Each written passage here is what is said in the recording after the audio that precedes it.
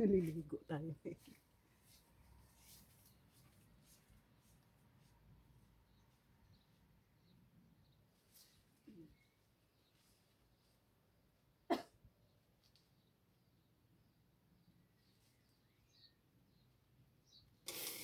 Automatic yan, pero kailangan.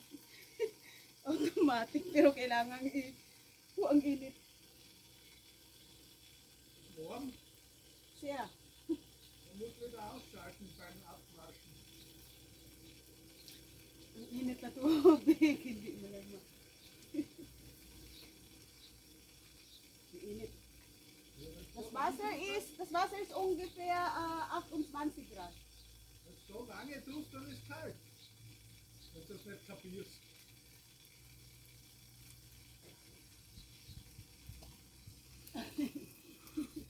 Kailangan patayin.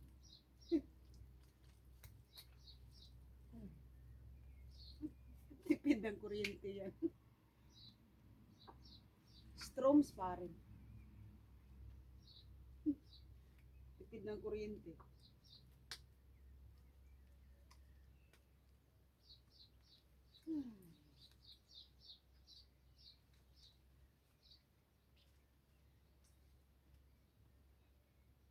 Tipid ng kuryente kaya gumagamit na lang tayo ng init ng araw.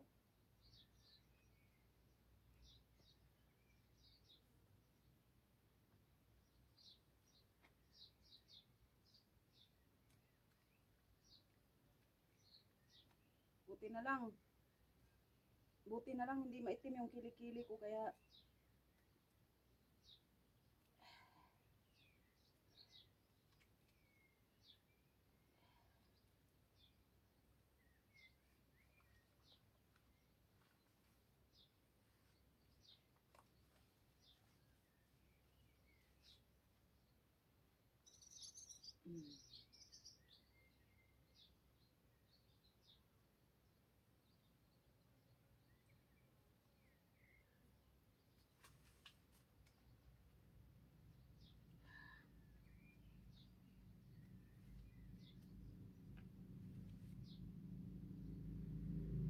so ayaw ko na buksan yung mata ko, hindi ko makita kung saan ako babandaw ng buhok. Kasi ayaw kong buksan dahil mag-aano ng ng bula.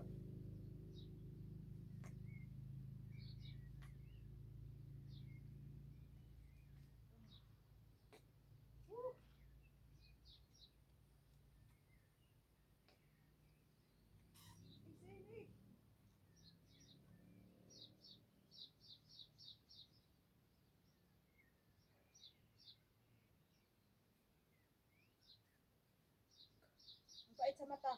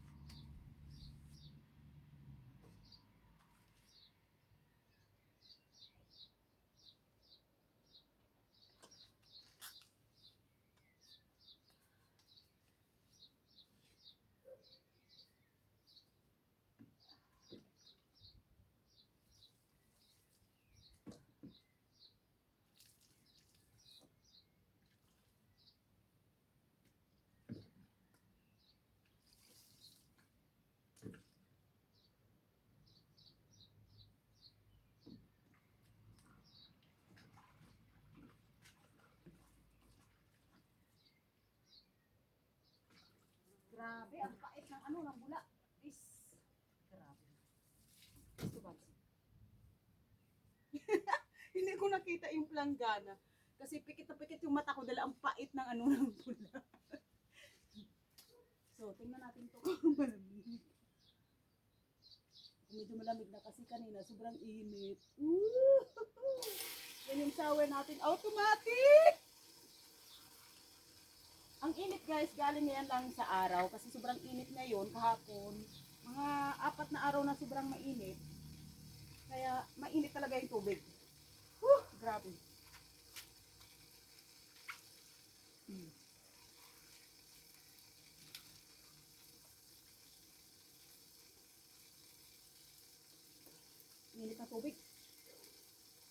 Sobra. Ah.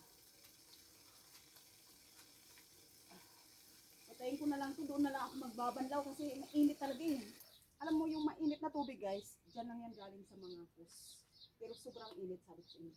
Kaya mas maganda dito na lang ako Kaya meron akong ganito kasi katamtaman lang yung init ng tubig.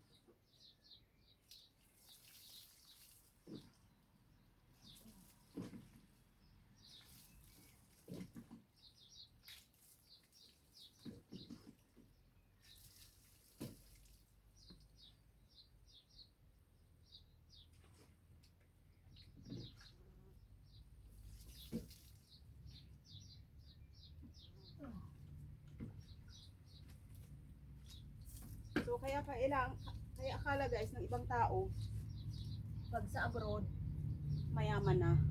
Nasa abroad nga kami, nakikita nyo naman nagtitipid kami sa tubig. Ibig sabihin, di kami naliligo sa loob kasi sa loob maggagamit pa kami ng mainit na tubig. Kaya dito kami sa labas kasi yung hose, isang oras mo lang yan ang hose na napakahabang hose. Sabihin na lang natin na 30 meters na hose. Kapag yan ay binabad nyo sa init ng isang oras na 32 degrees Celsius or up ang init, sobrang mainit na yung tubig. So, kailangan mabilis lang kayong maligo. Mabilis lang kayong mag-shampoo para maabutan nyo yung mainit na tubig. Kasi dito, sobrang malamig ang tubig na dumadaloy sa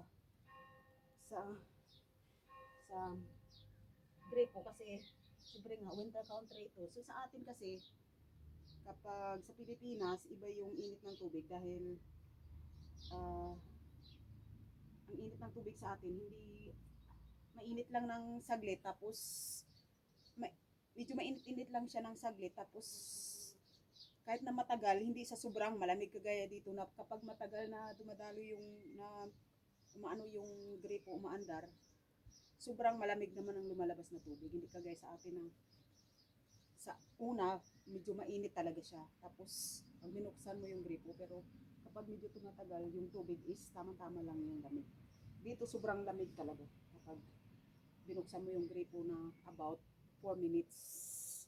Tapos after nun, malamig na tubig yung lumalabas. So ganito naman guys, yung ginagawa namin ito is once ano lang naman ito, once a week. Sasabihin ko na lang na once a week na. Hindi naman palagi. Kasi nga, may mga time naman na gusto lang natin maligo sa loob, sa gripo, yung ginagawa natin. Tapos pagka medyo ano lang tayo, gusto lang natin ganito sa labas, so pwede. Pwede namang araw-araw dito maligo sa labas, sa totoo lang, kung gusto talaga ninyo. At ako kung gusto ko araw-araw, pwede ako maligo dito sa labas. Pero hindi ako